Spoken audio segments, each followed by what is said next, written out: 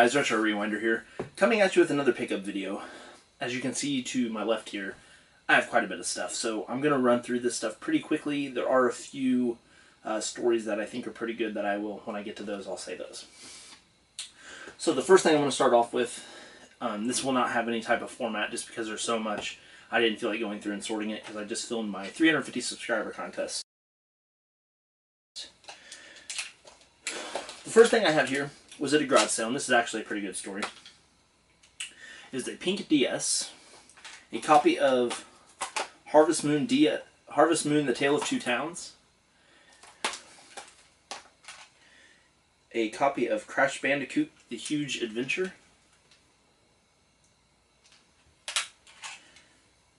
Mario Party DS, Sword of Mana, and Super Mario Advance. At a garage sale, and these two older ladies were running the sale. They didn't have any video game stuff, but their neighbor came over and asked if he could put some stuff in their sale, and they said that was fine. So I asked, well, I kind of waited. I thought he'd bring it over real quick because he said he had it right there at the house. I kind of waited a couple minutes. He didn't come over, so I asked the ladies if they thought he would mind if I went and knocked on the door. They said they didn't think he would care. I went and knocked on the door. He didn't answer, so I knocked again. He finally came. I told him, you know, I heard you were going to bring some stuff to the sale. You don't happen to have any video game stuff, do you? He said he did, and he just kind of looked at me. And I said, well, can I look at it? And he said no. He was going to wait till it's all together to give him 5 minutes. So I went to McDonald's and I got a drink, came back about 10 to 15 minutes later. He still hadn't brought it back, so I told the ladies that he must not want to sell it too bad. So I left. I did end up stopping about 2 hours later, and the stuff was out there finally. And it was what I just showed you, the DS and all the games. He had it priced at $50, which is just too crazy for a garage sale. He also had a copy of Mario Super Smash Bros. Brawl. He wanted $20 for that. I asked the ladies if they thought he would go any lower. They said that he would go $5 cheaper, so $45. Well, I told her that was just too much, and one lady said, well, what would you be willing to pay? And I said $30, and the other lady said she wasn't sure if, you know, he would take that low, and the other lady basically told her sell it, that it's their garage sale, and if he wanted to get what a price that he wanted for it, he needed to be there. So she just sold me his stuff for $20 cheaper than he had it for, which I think $30 is pretty good. And this is already going to a friend of mine that was been looking for a DS. I picked up this figure at a flea market, and not much to say about it. It's just Tomb Raider Lara Croft in wetsuit for $3. So either it's a pretty cool display piece for myself, or I'll just end up trading this off. At a pawn shop today, they had 3 Nintendo 64 games for $1 a piece, and that was NBA Jam 99, F-Zero, and Gex 64. At a garage sale, I picked up these games for 50 cents a piece, and that was Sonic Riders Zero Gravity and MLB Power Pros 2008. And I just thought that looked kind of cool. It's not a typical baseball game. It's kind of got the goofy kid look to it. At another garage sale, this lady had one Genesis game for $1, and that's Bugs Bunny in Double Trouble. She also had a PS4 at her garage sale for $280, which is a pretty good deal for a PS4. I figured I probably could have got it for $250, but I just didn't have that kind of cash to throw on a PS4. No idea where I got this one, and that is a copy of No More Heroes Paradise. I believe it was a pawn shop. Yeah, but I'm not sure what pawn shop that was. Looks like I paid $6 for it. I picked up these at a pawn shop that normally sells their PS2 games for $1 a piece, and that was Jak 2, Ninja Assault, which I believe is a Gun-Con game, and Donkey Konga. I was able to find a Sega Saturn at Goodwill for $15, and it did not have the power cord and RF cable attached to it. I had to find that somewhere else in the store, but they didn't have a price on it at all.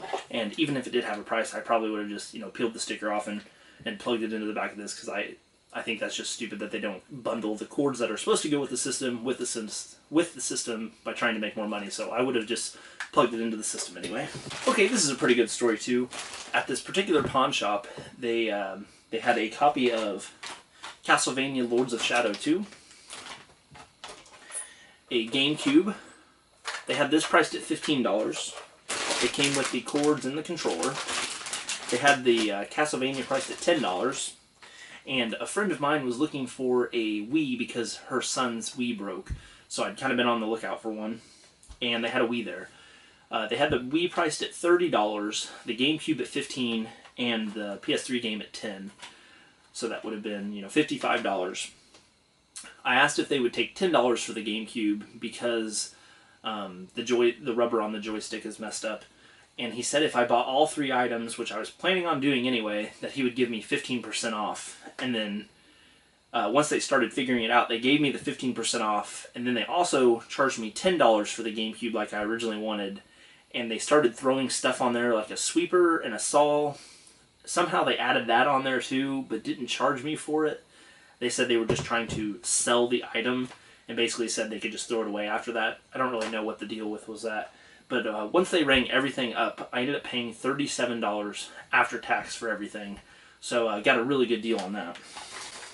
I thought that was just kind of funny that the pawn shop was like giving me better deals when I was going to buy the stuff anyway. At Disc Replay, I've said it many times before, but it's one of my favorite stores to go to because their prices are just so good. And they had a copy of Suikoden for $13. And it is complete, and the manual is in great shape.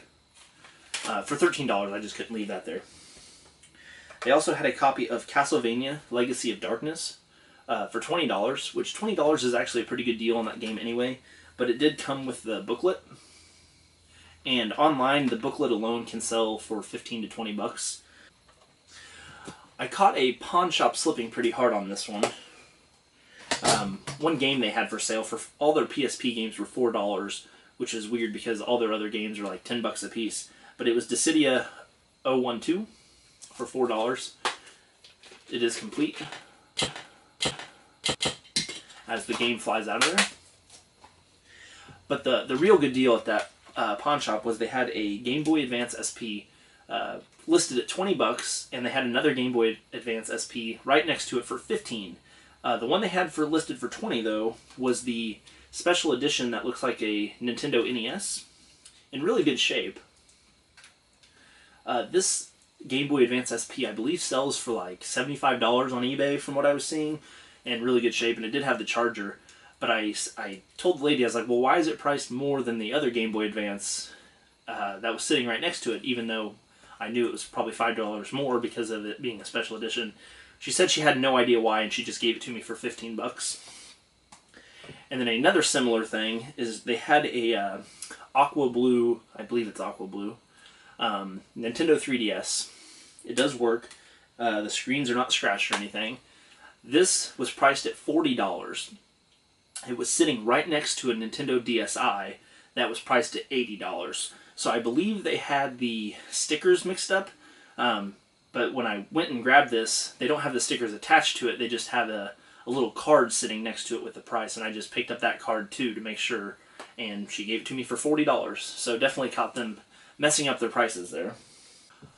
The last stack of stuff I have here all came from the same pawn shop, and this pawn shop has pretty decent prices, anywhere from $5 to $8 a game. But when I started looking at some of the prices on stuff, I noticed that they had a lot of games priced at $1.99. And at $1.99, I pretty much just picked up everything that wasn't a sports game and wasn't a racing game, because I'm just not a big fan of racing games. So everything in this stack was $1.99 a piece except one game, and I paid, I believe, $5 for that one, and I'll show you it when I get there. So we have, however you say this, Samurai, or Bikini Samurai Squad, Koichikoraba. We have Assassin's Creed, Tomb Raider Anniversary, Cold Fear, another copy of Assassin's Creed, Dark Souls, which I've been looking to get this one, so that was really cool to get for $2. Connect Disneyland Adventures, Splatterhouse. Most of these are complete. Another copy of that, however you say that, Bikini Samurai Squad. Wipeout 2, Fable 2, Wii Sports Resort, Connect Rush, another copy of, oh no, this is Tomb Raider Underworld, not Anniversary, Marvel Ultimate Alliance, and it's also Forza, Dance Central, one that I was really happy to get, the SNK Arcade Classics Volume 1. Thought that was pretty cool to get for $2. Trauma Center New Blood, The Conduit, Fable 3, Metal Slug Anthology, and the one game that I did pay more for $5, I got Demon Souls, and the last game, Dragon Age Origins. So I think that's a pretty good stack to get for $2 a piece.